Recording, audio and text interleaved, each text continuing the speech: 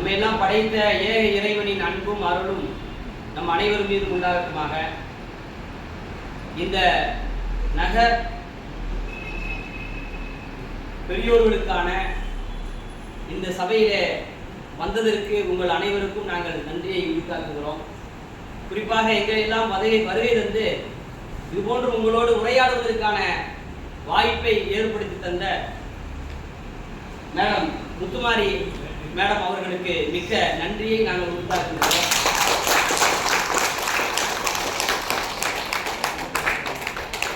நாங்கள் எல்லாம் ஒரு இடத்திலே வந்ததற்கான காரணம், நாங்கள்லாம் எதுக்காக உங்கள்கிட்ட வந்திருக்கோம் அப்படின்னா, நாளைய தினம் உலக மக்கள் எல்லோருக்குமான மனிதர்களுக்கான வாழ்வியலை சொல்லித்தந்த சிறு குழந்தையாக பிறந்ததில் இருந்து இறந்து போற வரைக்குமாக ஒரு மனிதன் மரணிக்கிற வரைக்குமான வாழ்வியலை வாழ்றதுக்கு எப்படி வாழணும் அப்படிங்கிறத சொன்னது மட்டுமல்ல, வாழ்ந்து காண்பித்த முஹம்மது நபி ஸல்லல்லாஹு அலைஹி வஸல்லம் முஹம்மது நபி என்கின்ற அந்த இறை தூதர் பிறந்த தினமாக உலகம் முழுவதும் இருக்கக்கூடிய எல்லா மக்களாலும் வரவேற்பு நினைவுபடுத்துகிற ஒரு உன்னதமான நாள் நாளைக்கு.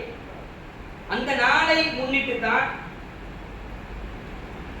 நம்மோடு வாழக்கூடிய எளிமையான மக்களை, கஷ்டப்படக்கூடிய மக்களை, உறவுக்காக ஏங்கிட்டு இருக்க மக்களை, அன்புக்காக ஏங்கிட்டு இருக்க மக்களை நேரடியா போய் சந்திக்கணும் அப்படின்னு சொல்லி எங்களுடைய கல்வி நிறுவனத்தில் இருக்கக்கூடிய ஆசிரியர்கள், மாணவர்கள் கோரிக்கை வைத்ததன் அடிப்படையில் அவங்களை நாங்கள் சந்திக்க வந்திருக்கிறோம்.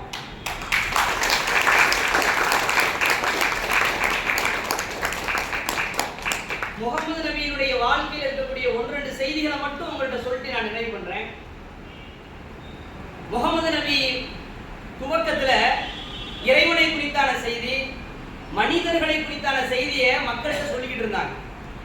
அப்படி மனித மாண்புகள் குறித்து பேசுற அந்த காலத்துல, அந்த நேரத்துல மனிதர்களுக்கு விரோதமா பேசக்கூடியவங்க இருப்பாங்கல்ல, சகோதரத்துவம் சமத்துவத்திற்கு எதிராகவோ அல்லது மனித குணத்திற்கே எதிராக பேசக்கூடியவங்க இருப்பாங்க தானே.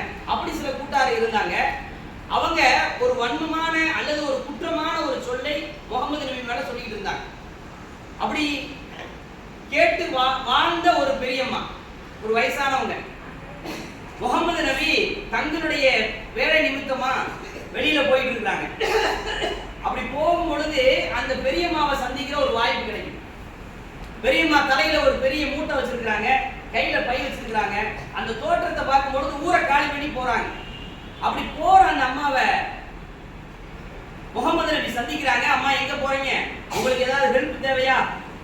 கனமான பொருள் தலையில வச்சிருக்கீங்களே, நான் ஏதாவது எடுத்துட்டு போய் கொடுக்கவா? நீங்க போற வழியில உங்களுக்கு ஹெல்ப் பண்ணவான்னு கேட்கும் பொழுது, சரியா தம்பி, இந்தாங்க ஹெல்ப் பண்ணுங்க அப்படின்னு சொல்லி ஒரு பையை பகிர்ந்து கொடுக்குறாங்க. முகமது நபியும் கையில வாங்கிடுறாங்க. அப்படியே பயணம் ஆரம்பிக்கும். அப்ப அந்த அம்மாட்ட கேட்கிறாங்க, எங்கம்மா நீங்க போறீங்க? முகமது நபி கேட்கிறாங்க, எங்க போறீங்க? நான் ஒரு வித்தியாசமான நபர் எங்க ஊர்ல உதயமாயிருக்காரு, அவர் என்னென்ன விஷயங்களை எல்லாம் சொல்றாராம், அதெல்லாம் எனக்கு பிடிக்கல அப்படின்னு சொல்ல ஆரம்பிச்சுட்டு முகமது நபியை பத்தி, இவர் தான் முகமது நபியே தெரியாம கடினமான சொற்களை பயன்படுத்தி, மனசு வேதனைப்படும் இல்லைங்களா, அந்த மாதிரியான வேதனைப்படக்கூடிய சொற்களை எல்லாம் பயன்படுத்தி அந்த அம்மா வார்த்தைகளை பேசிட்டே வர்றாங்க. முகமது நபி தலையில அவங்க கொடுத்த பொருளை வாங்கி வச்சுட்டு 2 பேரும் டிராவல் பண்றாங்க. கடினமான வார்த்தைகளை அந்த அம்மா பயன்படுத்துறாங்க. இறுதியா அந்த அம்மா எங்க போகணுமோ அங்க வந்துருச்சு, அந்த இடம் வந்துருச்சு.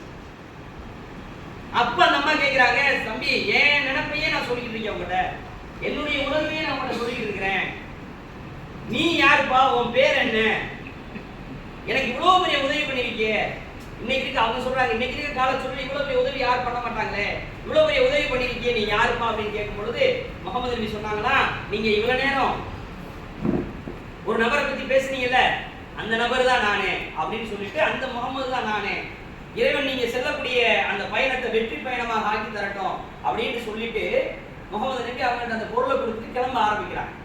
கிளம்பின பின்னாடி அந்த அம்மாவுக்கு, ஆஹா நம்ம ஏதோ பெரிய தப்பு பண்ணியிருக்கிறோம், நம்மள்ட்ட யாரோ தப்பான செய்தியை சொல்லியிருக்கிறாங்க, முகமது இவ்வளவு அற்புதமான ஒரு நபரா இருக்கிறாரு அவரை நாம அவரோட இவர்கள் ஒரு மணி நேரம் டிராவல் பண்ணியிருக்கிறோமே, அவருடைய அசைவுகள் அவருடைய பேச்சு எல்லாமே நமக்கு பிடிச்சிருக்கே, யாரோ தப்பா சொல்லியிருக்காங்க அப்படின்னு நினைச்சிட்டு முகமது நபியை பற்றியான விஷயங்களை புரிந்து கொண்டு முகமது நபி சொல்லக்கூடிய மனித மாண்புகளை ஏற்றுக்கொண்டார்.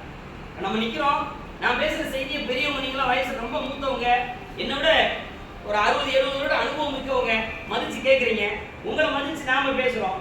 அப்படி முகமது நபி சொன்ன அந்த செய்தி அந்த பெரியம்மா நல்ல விஷயமாக புரிந்து கொள்வதற்கு முகமது நபியினுடைய அந்த அணுகுமுறை மிகப்பெரிய உதவியா இருந்ததாக வரலாற்றை நாம பார்க்கிறோம். அதே மாதிரி அவங்க எப்பயுமே முகமது நபியுடைய 17-18 வயசுடைய அந்த காலத்துல வீட்டுல இருந்து காலையில ஒரு ஒர்க்காவே செய்வாங்க, ஒரு வேலையாகவே செய்வாங்க.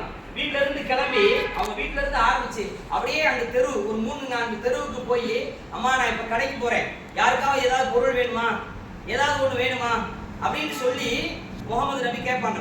அப்போ ஒவ்வொருத்தவங்களும் கொண்டு வந்து எங்களுக்கு இது வாங்கிட்டு வந்து கொடுங்க, இது வாங்கிட்டு வந்து கொடுங்கன்னு சொல்லுவாங்க. அப்படி பெரியவங்களுக்கு ஹெல்ப் பண்ணுவாங்க. அதுல ஒரு அம்மா என்ன பண்ணாங்கன்னா, இந்த மாதிரி பண்ணும் பொழுது தன்னுடைய வீட்டினுடைய மொட்டை மாடியில் நின்றுகிட்டு டெய்லி இப்படி ஒரு பண்றதை தெரிஞ்சுக்கிட்டு அவரை டிஸ்டர்ப் பண்றதுக்காக டெய்லி தலையில வீட்டுல இருக்கிற குப்பையெல்லாம் சேர்த்து வச்சு கரெக்டா தலையில போட்டுருவாங்க. இவரை டிஸ்டர்ப் பண்றதுக்காகவே. காணோம் கடவுது ரொம்ப நாளைக்கு பின்னாடி அப்படி போட்டுக்கிட்டு இருந்த அம்மா ஒரு நாள் போடல, தலையில குப்பை போடல, டெய்லி தட்டி விட்டு போயிடுவாங்க முகமது நபி. ஒரு நாள் குப்பை போடுறவங்கள காணோம், ஆஹா காணமே அப்படின்னு சொல்லி பக்கத்து வீட்டுல விசாரிச்சுட்டு கேட்கும்போது அந்த அம்மாவுக்கு உடம்பு சரியில்லாம படுத்துருக்காங்க. வீட்டுல உடம்பு சரியில்லாம படுத்திருக்காங்கன்ற தகவல் கேட்ட உடனே அந்த அம்மாவை போய் நலம் விசாரிச்சுட்டு அவங்கள்ட்ட அன்பா 4 வார்த்தை பேசிட்டு முகமது நபி வெளியே வர்றாங்க. அப்பதான் அந்த அம்மாவுக்கு ஆஹா நம்ம இப்படிப்பட்ட ஒரு நல்ல மனிதனை உணர்வை நம்ம புரிஞ்சுக்கலையே அப்படின்ற அந்த வரலாறு எல்லாம், இது போன்று நிறைய வரலாறு முகமது நபிக்கு மட்டுமல்ல, இந்த உலகத்தில் யாரெல்லாம் நல்லவைகள் செய்ய வேண்டும், நம்மள மாதிரி நல்ல உணர்வோட பேசணும் பழகணும்னு நினைச்சாங்களோ எல்லாருக்குமே இது மாதிரியான ஒரு ஹிஸ்டரி இருக்கு.